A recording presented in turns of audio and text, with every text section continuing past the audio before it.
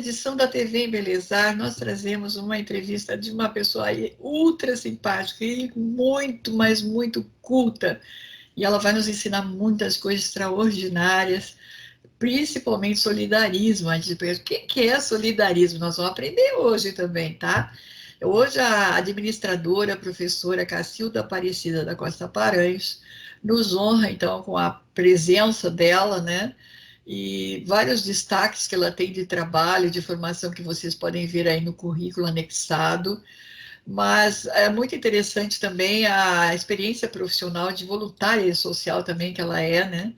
Em obras das irmãs OSC, Irmãs de Caridade de Ottawa, né? E ela também tem um outro trabalho bonito apoiando homens de rua, né? Nós vamos saber tantas coisas interessantes que a gente não tinha parado ainda de parar e dizer assim, será que nós não sabemos tudo que é não, de referência a fazer os benefícios, os cuidados e a área social, né? Então, uma pessoa com a grandeza e com o conhecimento que ela tem, vai trazer a todos nós profissionais, desde os salões de beleza até os grandes experts em cirurgia plástica, não é? Até mesmo aqueles que constroem vestuários, joias, enfim, as indústrias também, não é? Porque é uma coisa assim, a gente faz tudo que é para ficar bonito, mas o comportamento tem que ser lindo também, né? Então, esse é maravilhoso. Eu vou pedir à senhora a saudação sua, mas eu sei que a senhora tem uma máxima de Gandhi que eu quero que a senhora comece por aí. Vamos ver. Só saudação para nós, uma alegria a sua entrevista, minha querida. Muito obrigada pela oportunidade e quero aqui, né, de todo o coração, poder mostrar, né, que a gente pode muito, que a gente tem muita competência. E eu tenho como a máxima de Gandhi, porque ele fala que a política sem princípio destrói, né? O que destrói as relações ou que pode evitar que a gente seja solidário, que a gente se doe, né? A questão de política sem princípio, o prazer sem um compromisso, a riqueza sem um trabalho, a questão da sabedoria sem um caráter, os negócios sem moral. Então, se a gente for pensar em tudo isso, a gente vive numa sociedade que falta realmente tudo isso, né? E a gente tem sido pautada pelo mínimo do ser humano. E o ser humano pode muito.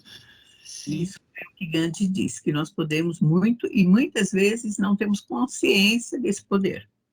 Então, é exatamente motivar as pessoas a dar de si, porque dando de si você cresce, evolui, né? E tem muita alegria de ver os seus feitos. Bom, o seu currículo realmente as pessoas têm que ler para poder entender melhor, né? Mas o que eu quero ressaltar aqui, que além de ser professora, né, a senhora e administradora, trabalhando com grandes grupos, até mesmo em avaliação, né, de empresas grandes, enfim. O que eu percebi, achei interessante, né? Aprecio muito o tipo de pessoas como a senhora. É a sua dedicação sendo uma ativista social. Como a senhora mesmo disse, com a visão da quarentena, com essa aproximação da pandemia, as pessoas eram e deixaram de ser, não dá para entender isso, né? Porque quem era, continua sendo, né? Então, eu era isso, eu era aquilo, eu fazia aquilo, que tipo assim, a pessoa parece que desligou, né, algo em si, e agora eu não sou nada, não faço mais nada, não retorno, né? Então, isso me incomoda muito quando a pessoa começa a falar, né? É porque eu fazia, você agora faz o quê, né? Não melhorou, não progrediu, não evoluiu, não aumentou a sensação de alegria, quer dizer, aí quem sabe mesmo, né, para falar para nós, né, não sei quantos anos a senhora está no ativismo social, e poderia explicar isso para as pessoas mais leigas, né? O que é esse ativismo social? O que a senhora faz que lhe deixa tão feliz nessas áreas de voluntariado, né? Uhum. Então, eu costumo dizer que realmente a pandemia mostrou que a gente é muito despreparado para conviver, né? A Uhum. gente conviver é viver com. E muitas vezes a gente vive de uma forma tão atrapalhada, corrida, pela dinâmica da sociedade que nós vivemos. E aí, quando se vê só, entra em neuras, né? Eu brinco assim, a pessoa estava só com ela mesma, quando, na realidade, ela tem um potencial enorme e ela podia estar realizando, fazendo, participando. Nós tivemos uma amostra de que tiveram lives de tudo quanto é temas, né? Eu fiz uma até de colorimetria, que não é da minha área, mas adorei, né? Porque eu dou aula de psicologia das cores para o pessoal de web design. E foi excelente. Então, assim, foi uma busca de tentar ver de que forma que a gente pode aproveitar aquilo que nos é presente, porque tudo que a gente recebe diariamente é um presente, e o que nós fazemos com ele é que faz a diferença. Eu não parei de atuar, fiz muita coisa online, mas também presencial, com bastante cuidado, né? Os homens que a gente assiste lá com o Padre Lancelotti, os homens, não pode mais falar homem de rua, agora pessoa em situação de vulnerabilidade, né? Eu brinco que muda bastante as nomenclaturas, as políticas públicas ainda deixam a desejar, mas eles continuaram recebendo lá pela manhã, o padre chama partilha, e eu várias vezes vou pela manhã, saio de casa às 5 da manhã para chegar lá às 6h30, quando começa a distribuição, a partilha, né, do pão pela manhã. São 300 homens em situação de vulnerabilidade, não só homens, mulheres, mas a ênfase é um número maior é de homens. E as pessoas ficaram muito, algumas solidárias nesse momento, até porque faltaram muita coisa, o básico, né? As necessidades básicas estavam sendo afetadas das pessoas que tinham menos condição. Então, o brasileiro é muito solidário quando se trata de tragédias, né? A gente pode ver que qualquer evento que seja trágico, eles estão presentes, às vezes até como atuantes, no caso, enchente, vão lá pessoas ajudar a reconhecer corpos ou retirá-los, e até doação. E nesse momento, a pessoa ficou em choque, porque a pandemia assustou muita gente, teve muitas mortes, muitas perdas, né? E essas perdas afetaram, né? Emocionalmente, né? E deixaram muitas pessoas vulneráveis também. Então, eu costumo dizer assim, agora o vulnerável está dentro da residência, e não como antigos vulneráveis é quem está na rua, mas vulnerabilidade emocional, dessa vez, né? Uhum. E eu pude ajudar bastante as pessoas, colaborar, porque nós fizemos grupos, vários psicólogos, né? Fizemos grupos de ajuda. E eu divulgava isso, eu falava, são solidários, estão fazendo socialmente, apoiando naquilo que é necessário, nas problemáticas de cada um.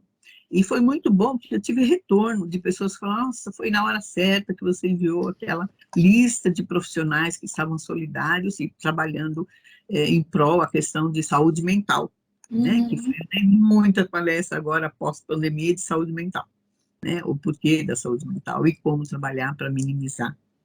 Então, é muito importante, assim, saber que somos potencialmente muito capazes. Eu levo essa bandeira para todo lugar que eu vou, né? E quando as pessoas me procuram, assim, fragilizadas, eu tento empoderá-las, né? Motivá-las a tirar de dentro de si esse potencial que existe e está adormecido. Porque tem gente que se olha como coitadinho sempre, né? Eu Maria, não viu? sei se é uma falha lá na infância que vai precisar de uma psicanálise, alguma situação, às vezes, de treinamento, né, para fazer retirar essa falha que está lá dentro, porque ficar uma repetição, como a senhora está falando, né? Então, se olhar, como a senhora está dizendo já, como alguém que tem capacidade, que vai superar tudo, né? Aquelas assim, eu vou superar, eu estou superando, superarei, né? O verbo superar tem que ser conjugado nos 3 tempos. Diariamente, né? E o coitadinho de mim, ele é cômodo, né? Porque ninguém me cobra, ninguém me exige, eu não tenho nada para dar, então eu fico meio que, assim, refém, né? Dessa situação de se economizar, eu digo, né? É um golpismo emocional, vou dizer assim, né? Uma coisa que a pessoa não se dá conta que ela está fazendo, mas está fazendo, né? Agora é interessante todo esse nosso diálogo, né? E saber assim que a senhora com uma formação acadêmica tão valorosa e também com atuação, né, dentro de empresas, grupos grandes, esse seu ativismo social, ele encanta, não é? E, como a senhora disse há pouco, assim, nós duas não estamos tão jovens assim, não é? E a gente encontra tempo para cuidar das outras causas, né? Mas a senhora tem um trabalho também falando muito das metas do milênio, né? Da Sim. ONU. Eu sou fã incondicional, participo em várias coisas, fiz cursos, palestras, enfim, na ONU, que é a Organização das Nações Unidas, né? Uhum. E nós temos aí, né, uma situação que gostaria que a senhora resumisse, né, do seu ponto de vista, da sua militância, vamos dizer assim, ativismo social, né, o que a senhora Uhum. está querendo objetivar, né, com essa, como é que vai atuar nas instituições, como é que é realmente que está vendo isso, né, como a pessoa olha assim, escutou aqui e disse assim, eu achei interessante, quero participar, e daí, onde ela vai, o que ela faz? Vamos lá. Esse também é um desafio muito grande que o nosso país, o mundo inteiro está, né, dentro da Agenda 2030, como alguns intitulam. Porque em 2015 houve, após vários trabalhos, processo participativo de várias organizações e 150 líderes mundial fecharam um acordo que em 2030 nós teríamos minimizado ou eliminado várias questões sociais. São 17 objetivos, e cada um mais desafiante que o outro, né? E eu sou coordenadora, sou uma das coordenadoras do ODS Nacional em São Paulo, e a gente já fez bastante trabalho, tem algumas cidades bem adiantadas, Barueri, Santos, algumas entidades muito ativas, e cidades, né, outras que ainda nem iniciaram. E aí, como gosto de desafios, né, eu agora me voluntariei para ser a coordenadora do movimento ODS em Guarulhos, né, onde eu resido. E está difícil, porque a própria ONU nos diz que no Brasil somente 1% da população sabe o que é ODS. ODS é Objetivo de Desenvolvimento Sustentável. E as metas, né, são, a primeira dela é erradicação da pobreza, algo muito sério, muito, que a gente não consiga, nós já se passaram 7 anos e a gente tem feito poucas coisas. Então, talvez a gente não consiga atender esse objetivo na íntegra. O segundo é erradicar a fome, né? Também é um outro né, que a gente tem aí. E tem vários. Eu falo que a educação de qualidade é o meu ODS principal, né? Porque eu sou da área de educação, e sou avaliadora, né? A igualdade de gêneros, eu acho que a gente tem trabalhado isso, né? Nós, o Brasil, né? Mas tem a questão da desigualdade, que também é outra vertente forte, mas que deixa a desejar ainda, né? E tem várias. E a 16 é a paz e a justiça. Eu, né, sou da paz e vivo com o movimento de paz. Junto com o pessoal do Rotary, a gente fez há 15 dias atrás um evento, o terceiro evento pela paz. Uhum. Muito interessante, a gente leva a pessoa a refletir sobre o que é paz, né? A paz começa dentro de nós. E muitas pessoas não têm essa consciência, né? E, por fim, parcerias para atingir as metas. Então, a gente tem, o que a gente precisa fazer nas ODS? Primeiro, cada um saber o que é a sua empresa. Por exemplo, eu trabalho numa empresa de papel. Papel é ótimo, porque o plástico está muito... o plástico é nocivo cada vez mais e o papel está substituindo. Então, que item desses 17 contempla a minha empresa, né? E eu, como pessoa, qual desses objetivos aí eu estou mais afinada ou eu tenho participado? Então, não podemos deixar para que isso, em 2029, véspera de 2030, a gente saia correndo querer fazer. O ideal eu tenho como meta, em Guarulhos, disseminar o conhecimento dos ODS, né, a princípio. Porque parcerias, elas são, só acontece quando as pessoas têm o cerne da questão, Sim, né? Então, entende o eu que faço vai fazer. um Entende o slide, que vai fazer, ela entende o que ela vai participar, aí então, no conhecimento ela engaja, é isso? é verdade. Ok. Então, eu tenho como slogan em Guarulhos, assim, qual o papel de todos nós guarulhenses nessa iniciativa da agenda? E depois eu falo, vamos fazer a diferença, deixando um legado para as futuras gerações, que é o que os ODS busca, né? Que a gente deixe um mundo melhor para as futuras gerações. E Uhum.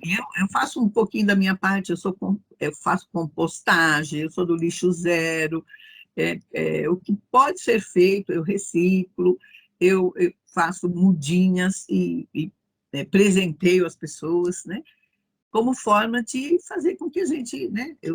Na minha projetinho de mudinhas, eu falo, vamos florear, né? Vamos fazer um lugar mais tranquilo. Muito legal e bem acessível a sua informação, acho que todas as pessoas compreenderam, né?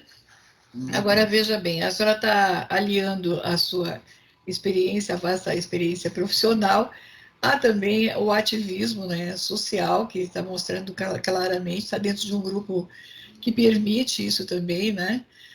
Mas é interessante, a gente vai conversar com alguém, eu não tenho tempo, eu vivo sem tempo, eu não tenho tempo para nada, é muito difícil.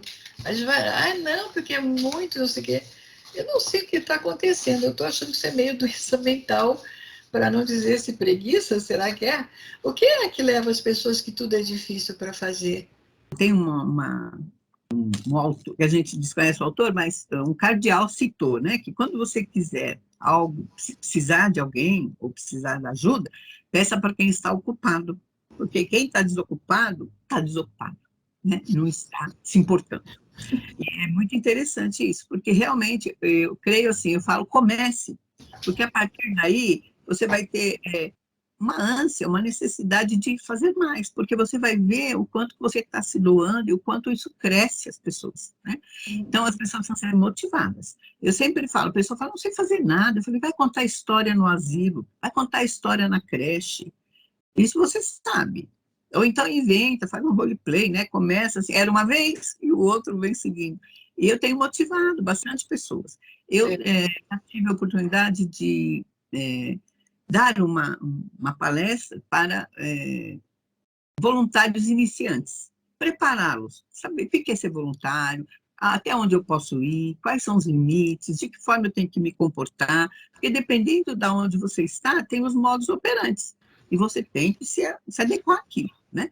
Por exemplo, o Hospital do Câncer tem 1 ano de treinamento para ser voluntário, e pode ser reprovado no final, né? E, assim, é muito sério, né? Você trabalha com crianças, com pessoas que estão com uma doença, né, muito estigmatizada ou muito terrível, as pessoas ainda temem muito isso, né?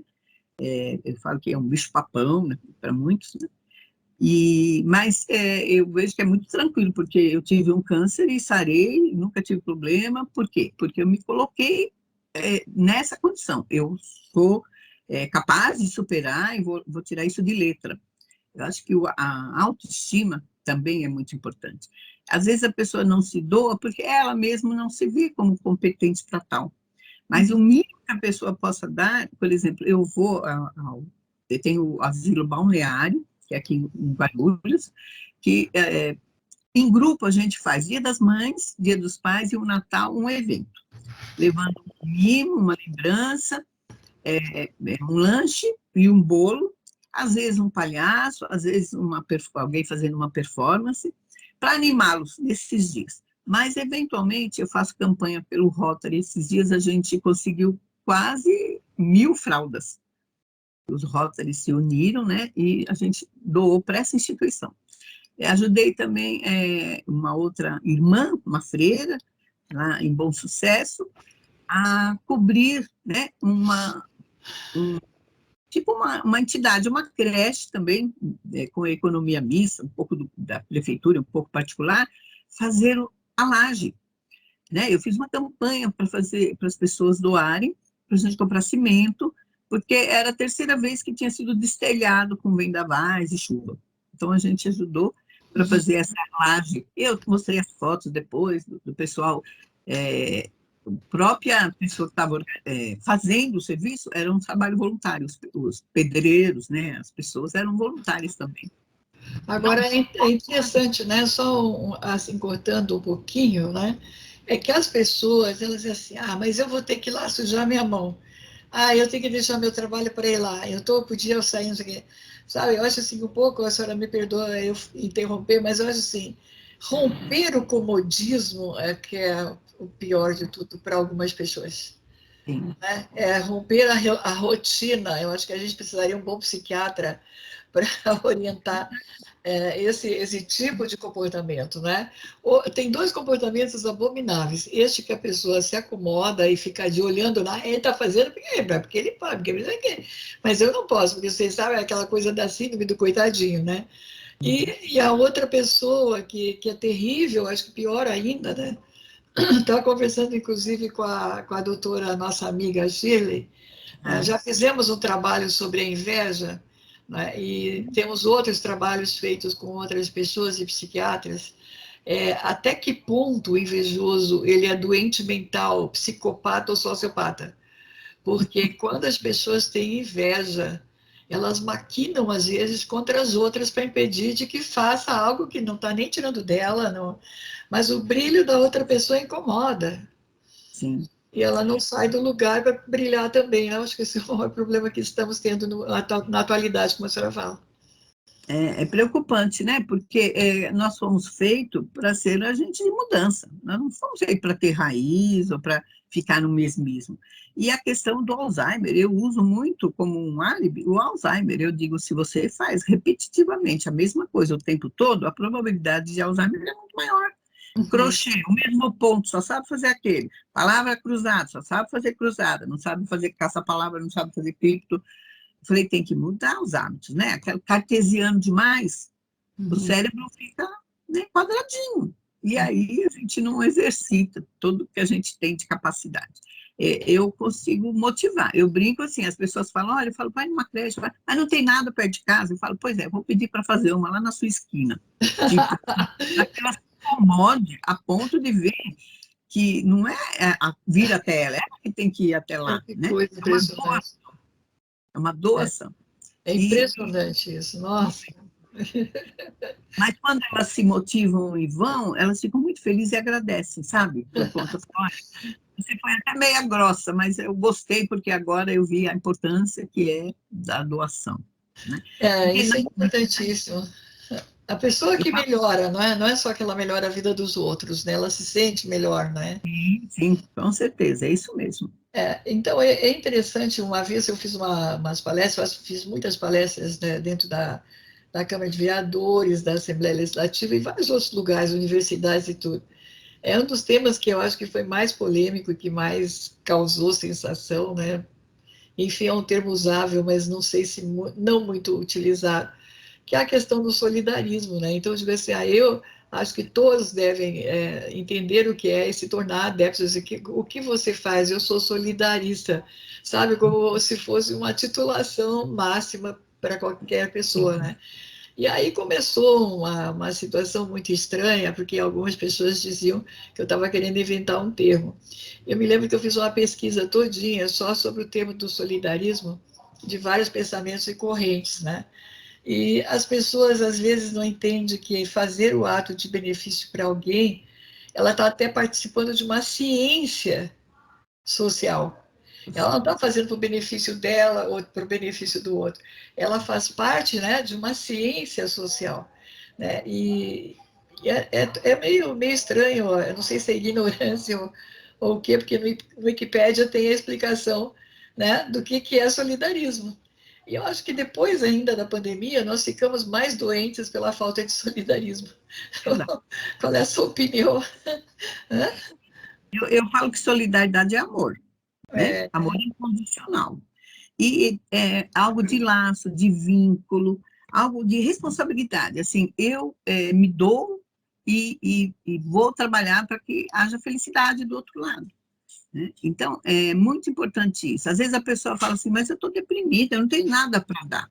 Eu digo assim, vá, todas as portas que abrem, eu sempre falo, abrir uma porta, entre. Se ela for boa, fique. Se ela não for, né, não entre, não fique, mas saiba que você tentou. Porque aquilo, eu devia ter feito, eu vejo que a maioria das pessoas, quando estão muito ensimesmada, muito triste, elas falam, eu devia ter feito, eu perdi a oportunidade, e isso é muito triste, né? Então, ser solidário é assim, na realidade, é potência de amor, um amor incondicional, onde você busca cada vez mais fazer uma sementinha, né? Eu falo, planta uma sementinha lá onde você estiver. É muito legal, eu tive um senhor que ele faleceu a esposa, ele estava muito solidário, muito sozinho, solitário, e aí eu falei para ele, vai contar histórias lá para as crianças, nós temos uma igreja São Pedro aqui que tem uma creche. Falei, vai lá contar uma história, né? E ele é bem grandão, assim, gordão. Eu falei, sabe o Acaiabe do Castelo rá lá? Seja, né? E ele foi, para ver como ele ficou feliz, ele se transformou, porque quando ele não ia, às vezes ele ia ao médico, caso está idoso, e as crianças, quando eles chegavam, falavam assim, você veio, você veio. E ele me contou isso com um brilho nos olhos, assim, de como eu nunca pensei que eu fosse tão importante. Porque o ser humano, ele nasceu para ser útil. Quando ele se torna inútil, até inconsciente, ele morre por dentro, morre nas ações, morre nas atividades, no elan mesmo, no sentimento, né? Então, é muito importante. E desde 2001, quando foi o ano que foi instituído, o ano da solidariedade, bastante coisa aconteceu. Aqui em Guarulhos tem um centro de solidariedade. Então, a gente se inscreve e eles nos ligam. Olha, eu vou levar o pessoal do André Luiz no parque. Tem alguém que possa ir? No André Luiz, eu sempre colaboro lá e tem assim, chama passeio à vista, que é levar os cadeirantes a rodar o espaço que eles têm, que é bem grande, né? E é muito legal, porque você também faz essa diferença. Quando você chega lá, eles falam, você veio, né? E às vezes não é possível. Mas muitas pessoas eu já motivei a ir, e aquelas que foram ficaram muito felizes. Né? Isso é Agora, deixa eu fazer um comentário com a senhora. Nós estamos falando para o público, né, da área de embelezar. Nós temos muitas mulheres trabalhando nas questões de embelezamento. Ontem a gente gravou um depoimento extraordinário de uma senhora que está se dedicando potencialmente só à moda de pessoas LGBTI, não, só à moda de pessoas plus size. Tá? E o que a gente está comentando? A dificuldade, muitas vezes, que a mulher passa, né, para abrir um caminho, né? Aí eu estava dizendo para ela, veja, nós temos públicos que é o tipo do LGBTQI+, né, que são exemplares, porque mesmo tudo que seja contra, né, socialmente, enfim, eles se formam, eles se ganham prêmios em cabelo, ganham prêmio não sei que em moda, né, eles se reinventam, se potencializam e vai embora, sabe? E, infelizmente, né, tem duas facetas. Eles se autodesenvolvendo e se autoapoiando, maravilha, nota 1000. Mas, em contrapartida, quando eles precisam de algum serviço que seja do Estado, eles não têm nada. São desprezados, são destratados. Há profissionais liberais que não aceitam esse tipo de pessoa socialmente, né? Não atendo. Eu não faço cirurgia para esse público. Pô, mas se a pessoa está com problema de apêndice, você vai fazer. O que tem a ver uma coisa com a outra? Sabe? Eu acho assim, nós estamos aqui falando uma coisa muito séria, com uma ativista social de direitos humanos, vocês viram que ela tem até uma atuação junto à ONU, né? E é uma coisa que me constrange muito, esse tipo de discriminação, de abandono social, sei lá. Porque a que ponto chega isso, né? Tem capitais grandes, o país é uma imensidão de miscigenação, não é? E quando você vai olhar, as pessoas que mais criticam até ganham menos do que esse pessoal que é cabeleireiro, que é barbeiro, entendeu? É engraçado, né? Às vezes o médico ganha menos que eles, por quê? Porque não é todo mundo que vai todos os dias ao médico, né? Todo mês pelo menos vai cortar o cabelo, todo mês, assim, né? Então, e aí, assim, a senhora acha que um médico, um farmacêutico, um cirurgião, tem todos os meses um cliente certo que vai lá para fazer algo? Não. O dentista tem todo mês, né? Mas eles têm esse cliente, né, que estão uma relação afetiva de trabalho, né, às vezes assim, casou a filha de não sei quem, vai todo mundo lá tão bonitinho convidado, né? Vai ter uma peça, se juntam todos e vão e prestigiam. Então, eu particularmente acho sensacional esta sociedade, que eu digo assim, tá? Que é uma multidão, né? Não são poucos. E se olhar todas as áreas que eles trabalham, somando tudo, eles têm um PIB que é invejável, que outras categorias não juntam, certo? E o que a senhora diz assim? Esse público, vamos pensar, é estimulado para trabalhar de forma voluntária? Ele é estimulado para participar dessas campanhas? Como eles podem participar desse solidarismo, né? A diferença sempre faz com que o outro veja com um olhar, né, não muito favorável. Isso é muito triste na nossa realidade. Mas esse grupo é um grupo que tem conquistado bastante a área de atuação, mesmo fama, e também mostrando seu potencial, porque não é a questão, nenhuma questão racial ou de gênero vai diferir o ser humano. O ser humano, ele tem dentro de si todo o potencial, né, quase igual a todos, basta que a gente trabalhe isso. Eu vejo assim, existe sim, com o padre Lancelotti, é muito interessante. Eu tenho uma filha, ela tem 35 anos, a Natália, e ela é madrinha desse público, né, do LGBT+. Eles são assim, ela quando vê, a gente recebe muita roupa para doação, a gente ajuda no bazar lá, a Natália ajudou até a arrumar direitinho, comprou araras para ficar bem organizado, eles brincam que agora é um shopping deles, né? Tudo arrumadinho, cores, tamanho. E ela, cada vez que tem uma roupa que cabe a esse público, ela segrega e leva pessoalmente e fala, pensei em você, eles ficam muito felizes. E lá no Padre Lancelotti, ele recebe muita doação desse público também, que é solidário, né, a causa do padre, ela é macro, né, mas esse público é visto lá com todo amor e carinho. O padre sabe o nome de todos, sabe o que eles fazem, sabe? Ele dá uma atenção especial, porque ele sabe do quanto que eles são marginalizados entre as... Tem E igrejas muito... que fazem, né? Tem igrejas, por Sim, exemplo, o Santuário São Judas tem um trabalho belíssimo, porque às vezes eles estão à tarde na rua, se machucam, não têm acolhida, né, para atendimento, e lá tem, tipo, enfermagem de plantão, essas coisas socorrem a eles, né? Eu sim. acho isso, assim, extraordinário e fico muito feliz, né? Nós temos apenas agora, recentemente, digamos assim, em distante ainda, né, 2 casos, assim, mas que não tínhamos a referência, né, mas também são pessoas que fizeram esse novo casamento, que é interessante, né, ali eles constroem as relações de amor, né, é muito lindo.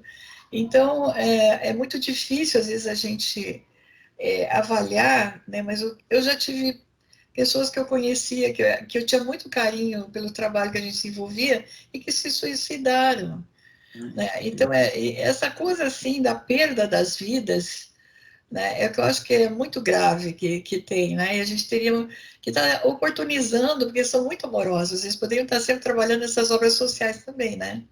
Sim, mas tem uma coisa que é interessante, que eles fazem adoções, né? Entram em processo de adoção, tamanha a familiaridade que eles têm e a questão, né, de afeto mesmo. É, Então, não tem por que dizer que é diferente, né? Eles têm os mesmos sentimentos, as mesmas coisas, e são muito fiéis, né? A gente vê como público, principalmente. Eu tenho um cabeleireiro, ele também é gay, maravilhoso, e ele tem clientes, assim, cativos, né? é, Estão sempre lá e sempre levando outros, indicando. Então, eles, em termos de PIB, eles estão muito bem e a todos que atendem eles também.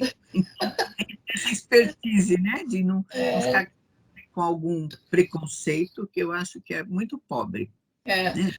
Uma vez eu e meu filho estávamos almoçando no shopping, né? Esses restaurantes de shopping, já quase que concluindo.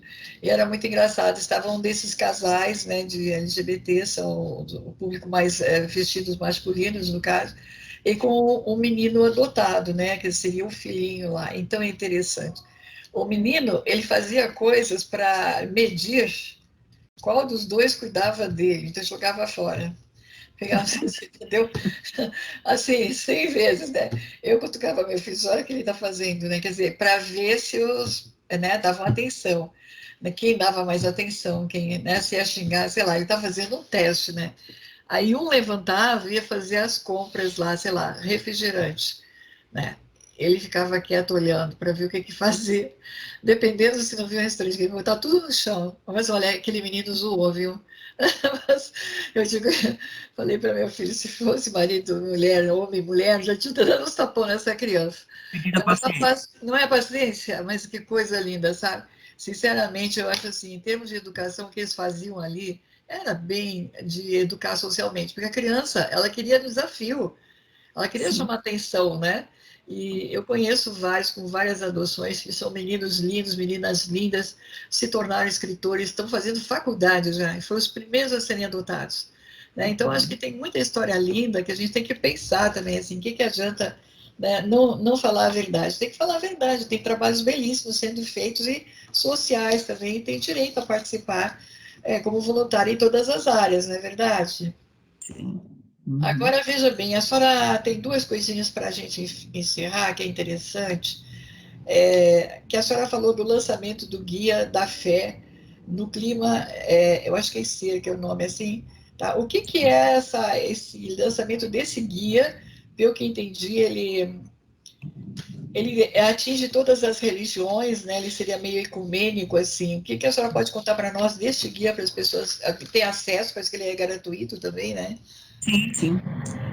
Na realidade, é uma busca de integrar as pessoas pós-pandemia, mostrar que nós somos resilientes, passamos, né, por esse momento, estamos bem, né, na medida do possível, alguns com algumas sequelas, mas vivos, e com a fé a gente buscar uma reestruturação emocional, né, principalmente, e depois a questão pessoal e profissional. Eu também seleciono para algumas empresas e eu tenho visto, assim, bastante pessoas que é, foram demitidas, né? Uhum. E que está com dificuldade de retornar ao trabalho, né? Tem alguns empresários que questionam assim, eu devo contratar alguém pós-pandemia que teve Covid, porque ele ficou com sequelas?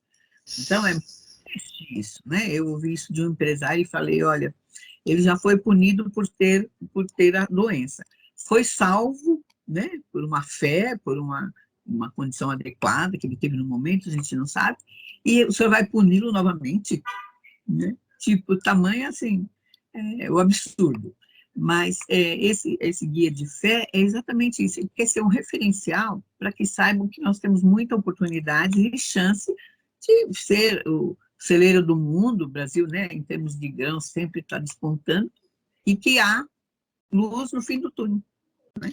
E a senhora E vai há estar indicando ali como a pessoa pode se inscrever. Ele é online, é tipo e-book, é isso? isso, Ah, bem interessante. tá. Então aí a senhora envia para nós, né, o procedimento que a pessoa faz, tá bom? Eu achei muito interessante, sim. E eu sou adepta do diálogo interreligioso, né? Sendo a religião cristã ou não, mas eu acho que é um grande momento. Já fiz alguns eventos, inclusive, assim, né, tive a honra de fazer. E pessoas que se permaneceram em contato com a gente, né? Sheiks, pessoal que são também da área de judeus, enfim. E acho que os ciganos, que é uma grande briga que eu faço, felizmente foi regulamentado agora no Senado, né, a condição desses, estavam sem proteção, inclusive, né? E temos todas as religiões afros, temos tudo, muita coisa, os índios, que são direitos históricos que eles têm de processar, Base das nossas origens, então não né? dá. Então, e se está abordando isso e mostrando essa importância, eu acho magnífico esse livro, né? Até já sem ler, recomendo. E eu também gostaria, assim, se a senhora quer convidar alguém para ser voluntário, qual que é o procedimento, se a senhora vai deixar um formulário com a gente, quem quer para preencher também, fique à vontade aí para informar para a gente.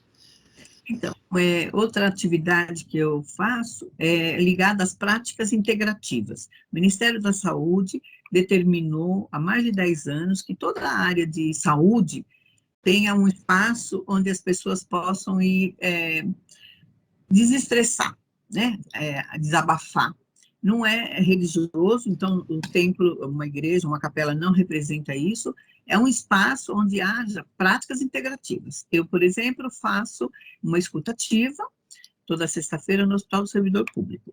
E também uma imposição das mãos, né, que eu sou do Mahikari. Mahikari é uma prática de impor as mãos e emanar uma energia boa. E pode ser voluntários né, para fazer alguma coisa lá, uma escutativa. Lá no servidor tem reiki, tem podologia, reflexologia, yoga, iridologia, que é ver a íris, tem o pêndulo, que é radiestesia. São todas práticas que vão buscar desestressar e deixar a pessoa um pouco mais centrada. Tem, né, meditação. Então, tem muita coisa para ser voluntário. O padre, olha, outro padre que é muito ativo e que eu gosto muito é o Rosalvino, lá do Dom Bosco Itaquera. Precisa muito de voluntários lá. Também é maravilhoso, é um lugar assim com profissões, né? Cabeleireiro, panificador, eu dei bastante palestras lá sobre ética, sobre boas práticas de fabricação para esse pessoal da área de alimentação. Tem até mecânico de moto, tem muitos cursos grátis, com um almoço maravilhoso, que ele serve quase 600 pessoas no almoço lá, né? E é muito bom. O padre Lancelotti, que está aí também lá na Moca, precisa muito de voluntários, ajudar a servir, ajudar a coordenar. Ele tem um espaço para lavar roupa, para essas pessoas vulneráveis lavar roupa e secar. E precisa de coordenador, né? Você lava, depois isso, fazer toda uma coisa. São coisas simples que não requerem, né, prática de habilidade, somente amor, né, e disponibilidade. E assim, né? Eu falo que quando você se doa, é aquilo que a pessoa precisa, não o que você quer doar, né? Uhum. Você tem que somar um pouco com a sua expertise e a necessidade do momento. Então, tem muitas áreas. Eu posso deixar uma relação. Bom, a senhora, com toda essa sua especialização, e está aí o seu perfil biográfico, né, quase um livro, o pessoal vê todo o poder que a senhora tem das informações que está passando para nós e a importância, né, de fazer esse aprendizado e conversar com outras pessoas, repassar, enfim, que eu acho que é um grande momento, né, é difícil às vezes conseguir uma palestra, uma orientação como a gente está conseguindo aqui. Tá, eu estou muito grata, eu até deixo a mais à vontade aí, caso queira passar mais alguma informação que eu não tenha perguntado. Eu também não sei se a senhora editou livros, porque a senhora tem tantas coisas de trabalho, de repente tem alguns livros profissionais, alguma coisa. E a parte das palestras, quais palestras, que especificamente... Eu também percebi que a senhora é mediadora, né, me parece, judicial. Como que as Isso. pessoas contratam, essas coisas aí, é interessante a gente saber para fechar. Ok. Então, eu brinco que eu faço uma metanoia, né? Vou na empresa implementar sistema da qualidade, eu começo pelo humano, o clima organizacional, a condição, o potencial de cada um. É muito interessante que eu digo para o empresário, olha, eu preciso de 6 pessoas. Para ser o auditor interno, tem que ter 3, para ter um voto Minerva, para ser o central, cuidar da central de documentos, e um para do programa de qualidade. 6 pessoas altruístas, que têm boa vontade, aí ele fala assim, eu não tenho. Aí eu brinco, nossa, a seleção está ruim, hein? Aí eu começo a falar com palestra de sensibilização, dizer que eu estou só passando uma chuva, que eu não vou tomar o lugar de ninguém, porque tem uns que morrem de medo que eu vou tomar o lugar. E aí eu vejo que tem muito potencial. Aí eu chego para ele e falo, olha, fulano, cicrano, beltrano se mostrou muito hábil, vamos, né, capacitá-lo, eu capacito, né, as pessoas, e isso dá um plus na carreira. E eu voluntariamente dou palestras sobre autoestima, trabalho em equipe, tomada de decisão, gestão de pessoas, a questão das ODS, o lixo zero, como fazer uma compostagem, ah, tudo. Gestão de tempo, gestão de qualidade. Eu sou bastante eclética, eu tenho lá umas 50 palestras, né? Porque eu trabalho muito a questão do momento, eu me especializo, eu brinco que eu assisti mais de 200 lives durante a pandemia, todas assim, né, para que eu possa me qualificar. E eu falo que o que não pode perder é a esperança. A esperança, ela é assim, a chave de continuar, né? Não pode deixar morrer a esperança, porque enquanto a esperança, a vida, né? A condição da gente rever os processos, nada é tão ruim que não possa melhorar, e nem tão bom que não possa ficar melhor ainda, eu digo, né? Então, tem jeito, sempre tem jeito, e Bom, parte de dentro para fora. professora, doutora, auditora, não sei quantas especializações, gente. Olha, leia o currículo dela, vocês vão ficar com vergonha. Você assim, como é que ela estudou tanto tempo, tantas coisas e ainda não conseguiu aprender metade, né? Mas o que valeu para nós aqui foi essa grande simpatia, né? A doação social do conhecimento dela, né? Se repartir gratuitamente aqui com a gente, que querendo ou não, nós aprendemos, né? Quem não sabia, quantas informações novas adquiriu, né? Saber que pode ser participante também, não é? De um movimento. E a gente está publicando aí os seus contatos também que a senhora enviou, né?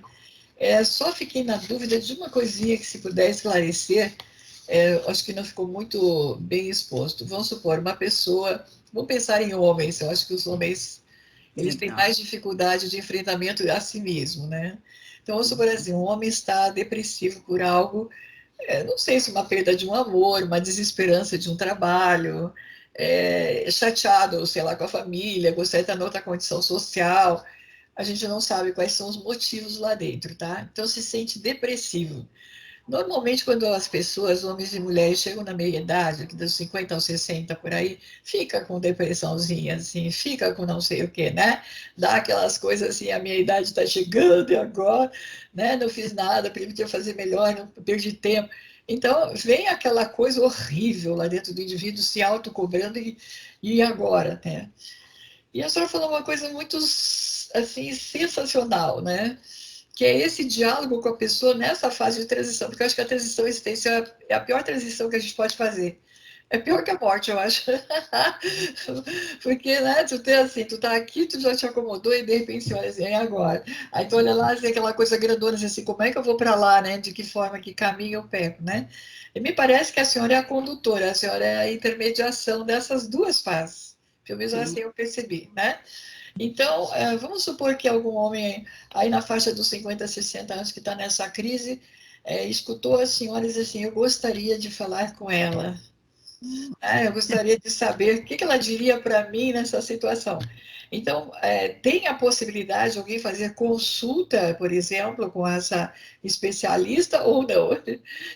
Sim, não, eu tenho o maior prazer em atendê-lo e fazê-lo enxergar o quanto que ele tem potencial, porque tem. Eu viro até do avesso, mas acho. Eu Mas brinco. aí essa pessoa vai marcar como? Por internet, por WhatsApp, por e-mail? No WhatsApp, eu estou muito no fluxo de São Paulo Guarulhos, e muitas vezes eu marco na estação do metrô, porque eu deixo sempre o carro, né, no Tucuruvi e vou de metrô. E é muito legal, às vezes 15, 20 minutos sentado ali na poltrona do metrô, lá na plataforma, né? A Uhum. gente conversa e vê. Tem que ser útil. Isso é muito importante. A chave do negócio é utilidade. Você tem que servir para algo. Se isso não acontece, você se sente vazio. O ser humano perde um pouco assim, né? Olha, não sirvo para nada. Então, esse sentimento não pode existir. Você tem muito potencial e serve para muita coisa. Precisa direcionar. E eu ajudo. É porque não adianta assim a pessoa assim, eu queria ter, eu Hum. penso que eu dei o direito, por não sei o quê, mas a pessoa não se prepara para essas coisas, ela só diz que ela quer ter, né? Mas o que que eu faço para me preparar para ter? Aonde eu errei, por que que eu não tenho? Eu acho que está mais ou menos entre essa base, né?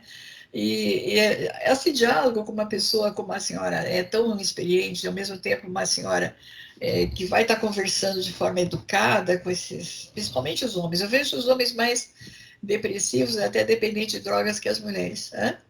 Não está pior? Então, e o que é assim, essa ansiedade, parece que até alguns homens estão se sentindo inúteis, é até uma coisa meio estranha, né? Isso é reflexo da pandemia, da quarentena, da falta de emprego. Então, muitas das pessoas, né, não só o homem, mas eles pesam muito o ter e Ah, esquecem de ser.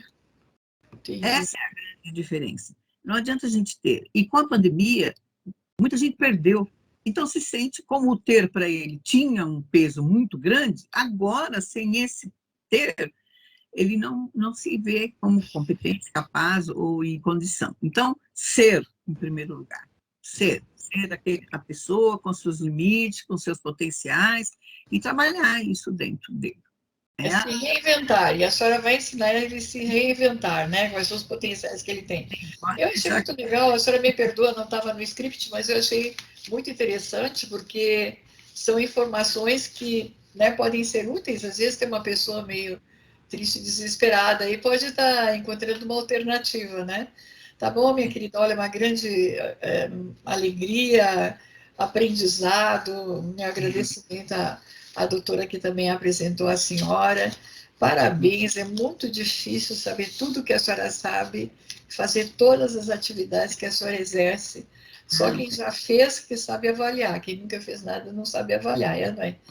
Tá? Então, meus parabéns, minha gratidão. Acho que a senhora fez um grande benefício também, explicando para as pessoas essa alteração que ela pode fazer, às vezes até sozinha na própria vida, para ser mais feliz, mais útil, né? E foi de uma grandiosidade muito grande, uma generosidade muito grande, e também que mostra assim toda a sua formação, né? Que eu acho que isso é extraordinário. É uma alegria, uma honra a sua entrevista, né? E eu diria que o seu ativismo social embeleza o mundo, embeleza as pessoas. tem, é isso que eu desejo. Eu costumo dizer, né, o pessoal brinca, eu falo assim, não tema, com a Cacilda não tem problema. Uhum. Porque eu conheço várias áreas, conheço várias pessoas poderosas e acabo, né, facilitando um trajeto que muitas vezes é ruim. Então, não tema, com a Cacilda não tem problema. Que bonitinho. Tá, minha querida, uma gratidão aí. A gente volta a conversar mais tarde, né? Obrigada por tudo, tá? Ok, Deus, obrigada. isso. Gente querida, eu espero que vocês adoraram essa entrevista hoje, né? Aprendemos bastante. Um grande abraço a todos os nossos queridos e queridas amigas participantes aí do Mundo Embelezar. E espero que essa entrevista da nossa TV Embelezar tenha sido extremamente útil para a sua vida e da sua família, da sua carreira, enfim. Um grande beijo, até a próxima edição.